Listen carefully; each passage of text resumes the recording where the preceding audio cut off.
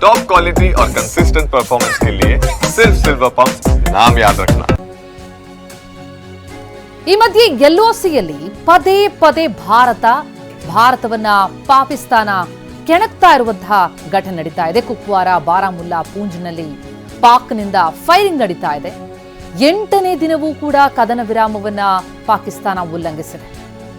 ನಿರಂತರವಾಗಿ ಎಲ್ಒಸಿಯಲ್ಲಿ ಭಾರತವನ್ನ ಪಾಕಿಸ್ತಾನ ಕೆಣಕ್ತಾ ಇರೋದು. ಭಾರತೀಯ ಸೇನೆ ಕೂಡ ಅದಕ್ಕೆ ತಕ್ಕ ಉತ್ತರವನ್ನ ನೀಡುತ್ತಲೇ ಬಂದಿದೆ. ಕುಪ್ವಾರ, ಬಾರಾಮುಲ್ಲಾ ಮತ್ತು ಪೂಂಚ್ನಲ್ಲಿ ಪಾಕ್ನಿಂದ ಕದನ ವಿರಾಮ ಉಲ್ಲಂಘನೆಯಾಗಿದೆ. ನಿರಂತರ ಫೈರಿಂಗ್ ನಡೆದಿದೆ. ಅದಕ್ಕೆ ಪ್ರತಿಯಾಗಿ ಭಾರತ ಸೇನೆ ಕೂಡ ದಿಟ್ಟ ಪ್ರತ್ಯುತ್ತರವನ್ನು ಕೊಟ್ಟಿದೆ. ನಮ್ಮದೇ ನೆಲಕ್ಕೆ ಬಂದು ಉಗ್ರರು 26 ಭಾರತೀಯರನ್ನ ಹತ್ಯೆ ಮಾಡಿದ್ರು. ಅವರನ್ನ ಪೋಷಿಸ್ತಾ ಇರುವಂತಹ ಪಾಕಿಸ್ತಾನದ ವಿರುದ್ಧ ಕಠಿಣ ಕ್ರಮಕ್ಕೆ ಭಾರತ ಮುಂದಾಗ್ತಾ ಇದ್ದಂತೆ ಗಡಿಯಲ್ಲಿ ಉದ್ವಿಗ್ನ ಪರಿಸ್ಥಿತಿ ಒಂದು ಕಡೆಯಾದರೆ, ಮತ್ತೊಂದೆಡೆ ನಿರಂತರವಾಗಿ ಕದನ ವಿರಾಮವನ್ನು ಪಾಕಿಸ್ತಾನ ಉಲ್ಲಂಘಿಸ್ತಾ ಇದೆ. 8ನೇ ದಿನ ಕೂಡ ಕದನ ವಿರಾಮ ಉಲ್ಲಂಘನೆಯಾಗಿದೆ ಪಾಕಿಸ್ತಾನದಿಂದ. ಅದಕ್ಕೆ ನಮ್ಮ ಸೇನೆ ಕೂಡ ದಿಟ್ಟ ಪ್ರತ್ಯುತ್ತರವನ್ನು ನೀಡ್ತಾ ಇದೆ. ಯಾವುದೇ ಕ್ಷಣದಲ್ಲೂ ಭಾರತ ಅಟ್ಯಾಕ್ ಮಾಡಬಹುದು, ಭಾರತೀಯ ಸೇನಾ ಕಾರ್ಯಾಚರಣೆ ನಡೀಬಹುದು ಅನ್ನುವಂತಹ ಆತಂಕದಲ್ಲಿ ಪಾಕಿಸ್ತಾನ ಇದೆ. ಅದರ ಮಧ್ಯೆ ಈ ರೀತಿ ಕದನ ವಿರಾಮ ಉಲ್ಲಂಘನೆ. ಇನ್ನು ಭಾರತ ಪಾಕ್ ಗಡಿಯಲ್ಲಿ ಯುದ್ಧದ ಕಾರ್ಮೋಡ.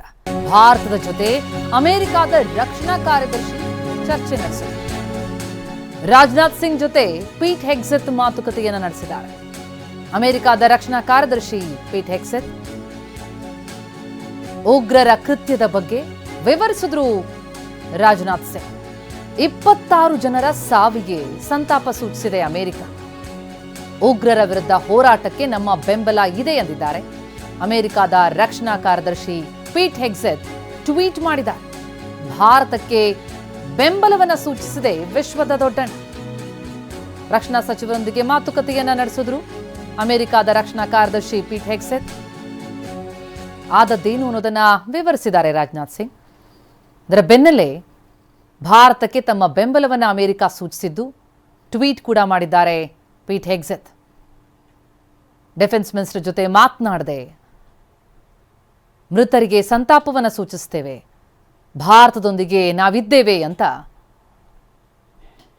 ಅಮೆರಿಕದ ರಕ್ಷಣಾ ಕಾರ್ಯದರ್ಶಿ ಪೀಟ್ ಹೆಗ್ಸೆತ್ ಟ್ವೀಟ್ ಮೂಲಕ ಬೆಂಬಲವನ್ನು ಸೂಚಿಸಿದ್ದಾರೆ.